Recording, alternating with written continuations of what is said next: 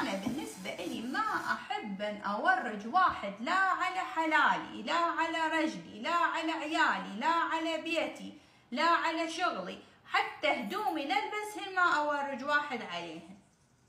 أنا مال أجي أجيبن الغريبة وتدخل عندي الغريبة وتقعد تفسفس على عمري واركض وراها، يا إجت يا راحت يا غسلتي يا حطيتي يا صفطتي يا مدري شنو، وان طلعتي ما تخلين الجهال يمها وشلي بهالطلابة ودخت الراس هاي اقطع راسها من البداية.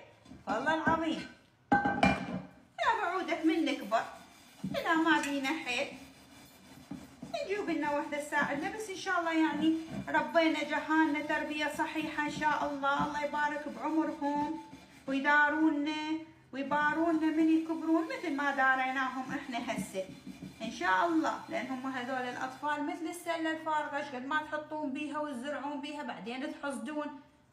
صدقوني. مساء الخير والعافية.